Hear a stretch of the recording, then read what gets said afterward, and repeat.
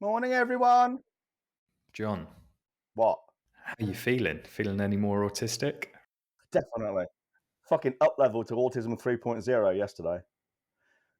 We had the booster jab. It's we had a right mishmash. I tell you, I'm fucking bulletproof. I'm COVID bulletproof certified. I've had 3 jabs now. I had the single shot Janssen in the beginning. The first booster, so my second jab was last December. That was the Moderna. And yesterday I got my second booster, which is my third jab, which was the Pfizer. I'm fucking bulletproof, man. You're a right cocktail. Fucking right cock, you're right. But yeah, I'm fucking bulletproof. But oh man, it was so funny. I've got to tell you this. It's got fuck all to do with business, really. And in fact, it might even seem contradictory, as I will explain. Well, we drove to Bantry, and it was a lovely drive. It was a beautiful day. It is a nice scenic drive, and the road was clear because it was like middle of the fucking morning. It was like 11 o'clock. So I put my foot down, and it was just great. We got to Bantry, no sweat at all. Even at the COVID vaccination centre, it was virtually empty. I mean, last time we went in December, it was really crowded and people were anxious and apprehensive and stuff. And it was just dead laid back. We were there I think we were done in about 20 minutes. But it's this medical centre, right? So, and opposite the place, there's a fucking pharmacy. So I said to Sarah, I'm just going to go into the pharmacy and get some Sudafed for my sinuses, and I get some codeine and ibuprofen for my Achilles tendons, because sometimes they hurt, and ibuprofen and the codeine is the best thing for it, especially in the night when I wake up and it hurts, aches. So I went in and I just said to the young lady, I says, "You got any Sudafed?" She says, "Yeah." She got it out. I says, "You got any codeine and ibuprofen?" And she says, "You just want codeine?" I says, "No, I want codeine and ibuprofen." "All right. What do you want it for?" I says, "Well, I've got quite severe bilateral Achilles tendonitis. I've had it and I knew what was coming, because they can be a bit fucking cagey. So I said, and I've had it for over a year, just to kind of drop the hint. I know what I'm doing." She says, "Oh, okay. Excuse me." So she went back, and then I could see her talking to this other lady behind the counter, behind the partition. "You've gone quiet now. You've disappeared." Back.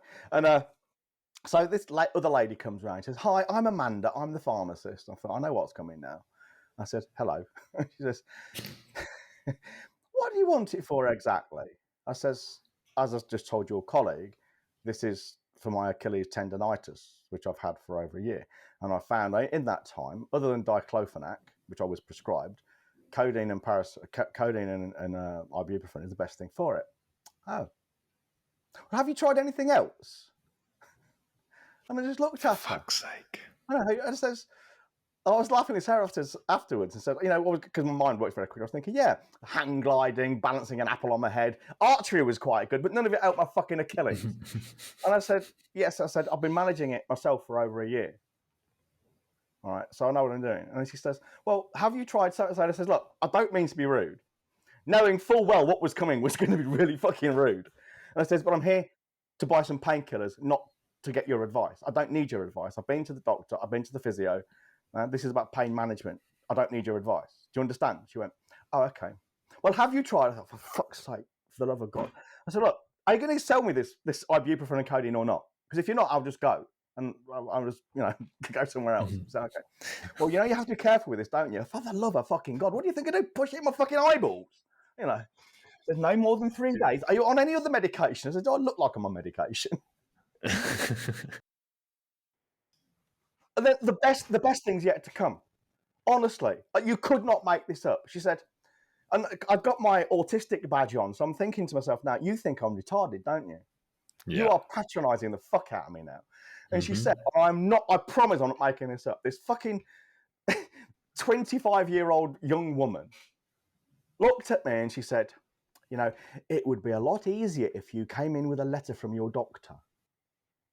Oh. Honestly. Excuse me. I said, "A letter from my doctor to say what? Jonty, will you please sell Jonty some painkillers? His ankle's hurt." I said, "You're joking, aren't you?" "I know." That's so silly. I said, "You are so patronising, aren't you?" And she just looked at me. And I thought, I do want to be rude now. Honestly, bring in a fucking letter from my doctor. Can you imagine? What fucking doing at school with an excuse from PE? Oh, that's shocking. I think you shot yourself in the foot though by saying you've been taking it for the last year. Well, no, I didn't say that. I said I've been managing my pain for the last year. That's not what I said. Oh, okay. I've been managing this for a year. Very careful. Have you not been blocked out with the old codeine? What do you mean? Codeine, it constipates you. No, I don't get any side effects at all. I don't get the constipation, I don't get the drowsiness, and I don't get the addiction either. I mean, I'm not on it every single day. There are periods when I'll be on it for maybe 14 days straight, especially with my fucking tooth, which is not my Achilles, I know. But with my tooth, I was on paracetamol and codeine and ibuprofen and codeine every 2 hours, alternating, because it was just so painful. And I don't get anything from the codeine. Now, I think sometimes that could be down to the alexithymia. I just don't feel these things. I mean, the physiological effects must be there, but I'm not. I don't have an addictive personality, because some people are genetically predisposed towards addiction. I don't think I'm one of them, because I was talking to some. I rent a desk, then I have a full-time desk in this co-working place, and we was talking about drugs the other day, and it's hilarious. This place is full of fucking creatives, graphic designers, web designers that make pretty websites, not functional sites. I think there's one person, social media managers, but social media for engagement, not for profit. And then there's a couple of less artsy jobs. There's someone who does coding, is a software developer. There's a computer scientist, and there's like a stock manager. Anyway, we got into the conversation of drugs across the office. And obviously all of the designers was talking about their experiences with LSD and acid. And I was like, oh, God, you're fitting the stereotypes right now. And they came to me and they were like, is there anything that that you haven't taken that you want to take or you're interested in? And I said, completely deadpan. And I said, heroin. And they was like, I'm quite a jovial character in the office. So they were like, they didn't know if I was being serious. So they were like, are you serious? I was like, absolutely. I was like, has anyone here ever had morphine? And one other person had. And I was like, morphine is the best thing I've ever experienced. If heroin's even remotely close to that, yes, I'm interested in taking fucking heroin. I've had morphine after my operation when I was a kid, I was 13. It's fucking brilliant. Remarkable stuff. I was just lying there in my bed, hospital bed, fucking hallucinating away. Well, it wasn't. It was more like what I imagine lucid dreaming is like. I wasn't hallucinating anything, seeing things I couldn't control, but I could direct what I was seeing and direct what I was experiencing. It was fucking brilliant. And you just feel like someone has wrapped up the world's softest, warmest, coziest blanket, and it's just running slowly inside you, just stroking you gently from the inside. I was in intensive care on morphine. It was fucking brilliant. I want to go back. You was in intensive? I was in intensive care for 2 days, yeah. What? Why? I don't think I've heard this. Because I was 13 years old. I was dangerously anemic. I had this fucking cyst inside my chest, and I had to have massive chest surgery. They opened it up. They took my fifth rib out. You've seen the scar. But they took the rib out. They took this fucking thing out, and it was. I wasn't critically ill or anything. I was actually conscious most of notwithstanding the morphine. I was kind of conscious all the time I was in intensive care, but they put me there as a precaution just in case, because I was so small and so frail. You still are. You haven't grown. I haven't much, no. But yeah, I was in intensive care. It was great. So yesterday was a great day for you. You up-leveled your autism, and you got patronised by a pharmacist. Bring in a letter from your doctor. Fuck, I'm 57 years old. I run my own business. I don't need a fucking letter from my doctor to buy some painkillers. Trust me. Now was this interaction before or after your jab? That was after. Oh, well, that's why, John. You didn't even realise how autistic he was being. It was just freshly running through the system. It was fucking unreal. I was laughing so much on the way back in the car. So maybe I should have offered to fucking get my parents' permission. And sorry, I need to go and dig them up first, you know? They've I've never experienced that level of interrogation. Sometimes I need to get codeine and or cocodamol for Tamsin if she gets a migraine, and I say, "Hey, I'm here for some codeine," and they go, "Okay, what's it for?" And I go, "Oh, the old missus, she got a migraine." What's it for? Who's it for? Are you taking anything else? Job done. Me too. But I suspect she saw my badge and thought, oh, the poor love doesn't know what he's doing. Get a letter from your doctor. I got stopped in the street yesterday by someone who was a little bit special. Bless her. She made it very apparent that she had learning disabilities and she suffers from mental health. And she was on. She didn't call it day release, but she may as well have. She's like, "Oh, I'm allowed. This is my day out today. I'm not allowed out tomorrow." And I was like, "Oh, that's wonderful." And I was like, "How can I help you?" She was like, "I've got to tell you, learning disabilities." I was like, "What about them?" Because at this point, I kind of knew, but I didn't want to say outright. And she was like, "Me have," and I was like, "Okay, me have, all right." So I said to her, "That's fine. Like you can. That doesn't matter. Have you stopped me for a reason?" And she was like, "Yeah." And I went, "Okay." And she went, "I did stop you for a reason." I went, "And what's that reason?" And she went, the post office shut." And I went, "It is. It's 6:30." And she went, "Is the bank shut?" And I went, "I imagine it's 6:30." And I said, "Why are you asking me this? What do you want?" She went, "I've got a pound coin." I said, "What do you want to do with this pound coin?" She went, "Change." And I went, "What do you want to change it for?" And she went, "Two 1p's." And I went, "Well, no, you need a lot more than two 1p's." And she went, "No, you don't understand. Two 1p's." And I said, "No, do you want two 50p's? Two 50p's make up a pound." She went, "No, two 1p's." And I went, "I'm really sorry, but I don't know where you're going to get change, but whatever you do, don't let someone give you two 1p's for this pound coin. Do you want me to help you?" She was like, "Nope, it's Independent Day." And she said, "I just want to fill my jar." And at that point, I got it. And I said, "What's in those jar?" And she went, "Pennies and 2p's." And I went, "Oh, so you want pennies and 2p's for your pound?" And she went, "Yes." And I went, so I wrote it down for her. "Please, may I change my £1 into 51p's and 25 2p's?" And she was over the moon. And I went, "Just go into every corner shop and ask him." And she went, "That's great. I know all of them. His name's David. His name is Ahmed. His name is Mohammed." And I got told like 10 different names of these 10 different corner Yeah. shops that she was going to go to.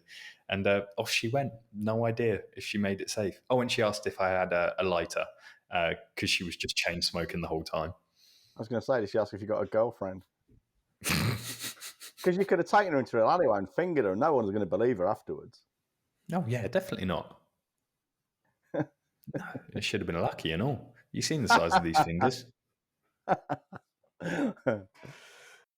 Anyway. Not much of a business podcast, is this? Well, no, it's funny actually. Podcasts are funny things because you love them, don't you? I love them, but I struggle.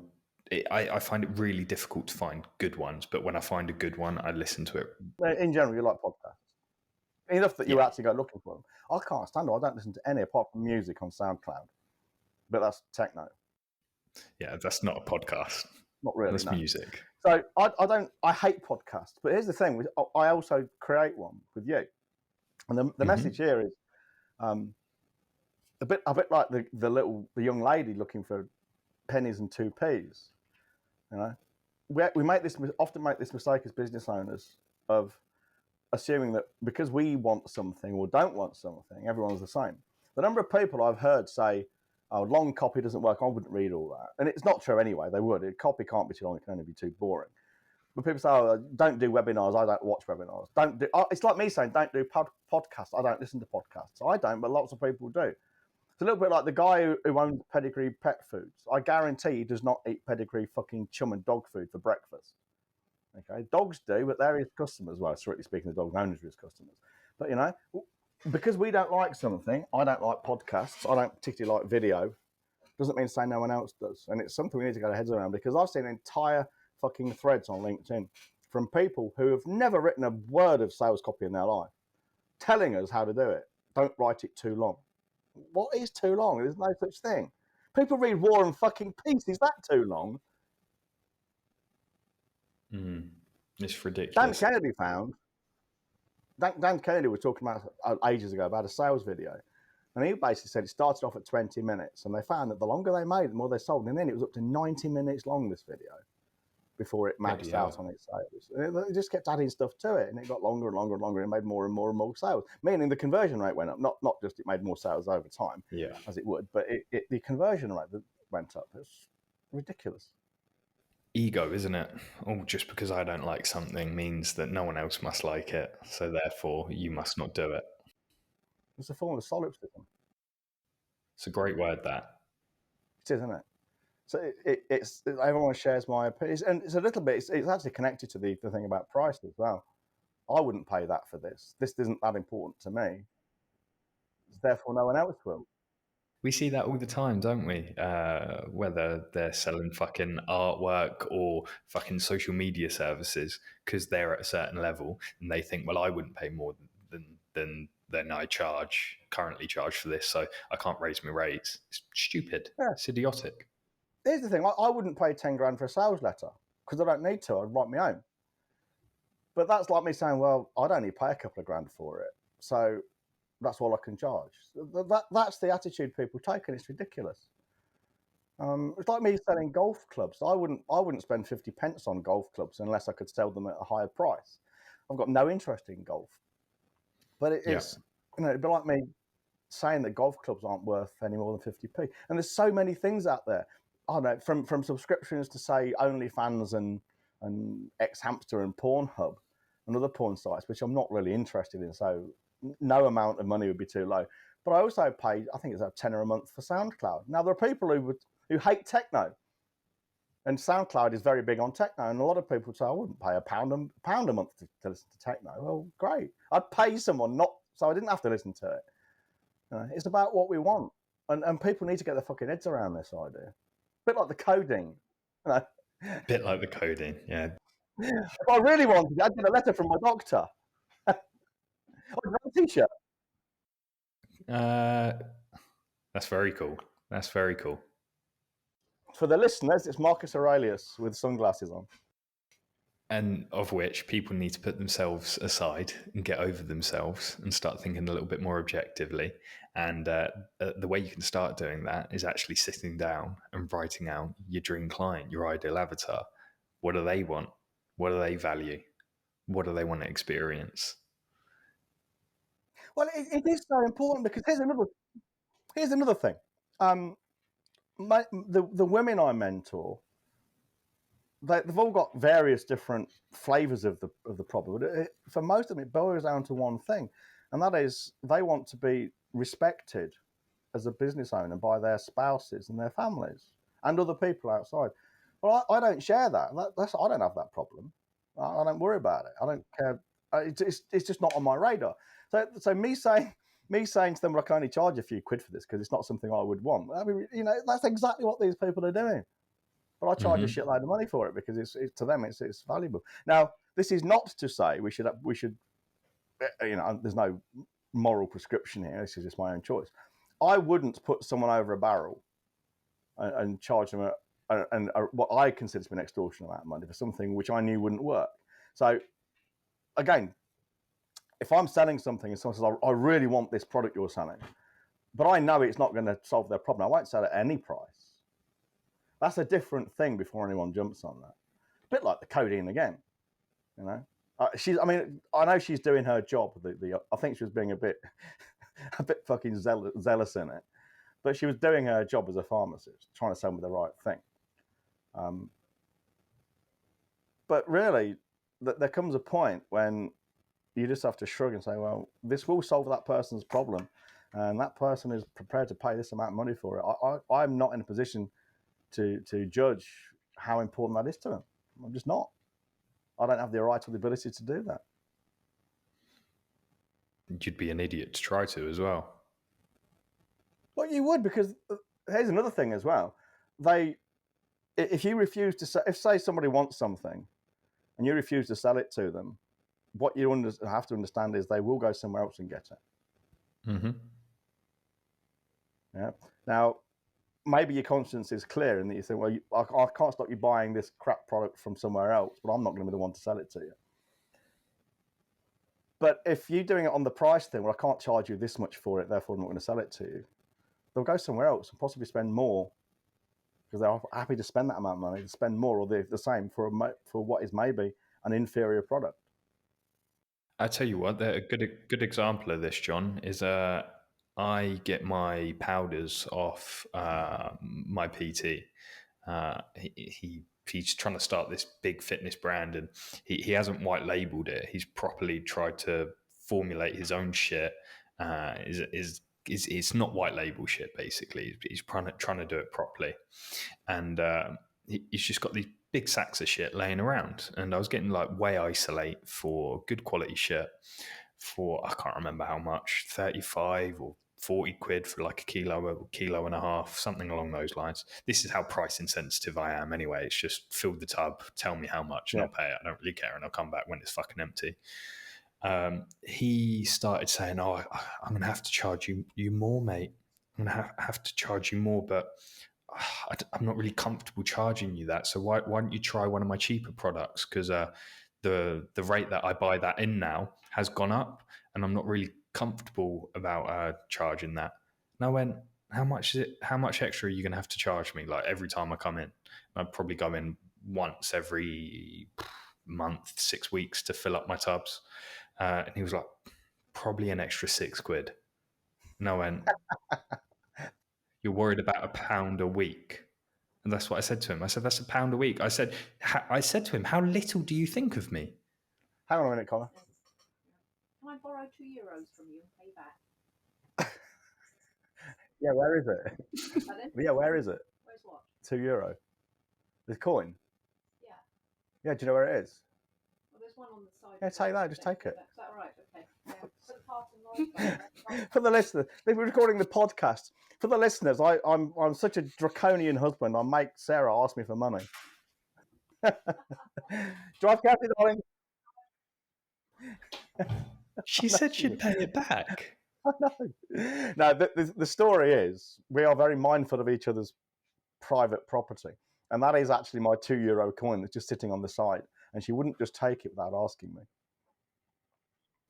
It's very cute that she offered to pay it back, though.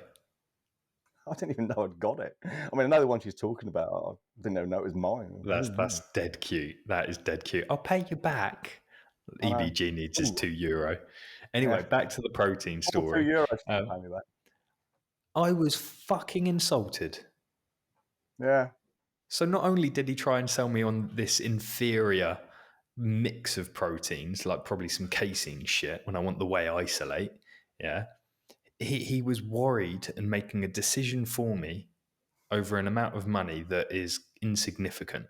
And I said to him there and then, I said, "Mate, you can't make decisions like that for me." I said, "You've just got to tell me that it's gone up and by how much." And as always, I'll just say, "Yeah, yes, don't try and sell me on some other shit." I said, "Because I'm actually insulted that you're trying to sell me shit that I've told you explicitly in the past that I don't want." Yeah, I mean, the PT down the way there, I mean, I stopped working with him for different reasons. He was an ignorant bigot in the end. With a sensory box. That's the one. When I first started talking to him, he kept saying, we'll make it as affordable as possible. And I said to him, "I'm not interested in that. I'm interested in results."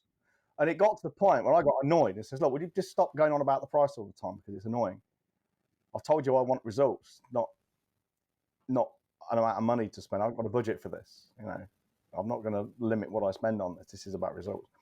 And I know why he did it, because one, he's got that stupid mentality, and two, he's used to dealing with people who live around here who are often like that. Very Irish thing to want a good deal. Anyway, we need to go, young man. Do we? We need to go? No. You do. So you want the book, Well-Fed Freelancer.com, solve all your problems, including making your dick longer, thicker, and more uncut. And tune in for next time, and I'll explain the mental reasons as to why I pay £250 a month for a gym membership. This is tomorrow, by the way, kids. All right, see you later. See you later. Well-Fed Freelancer.com. Bye-bye.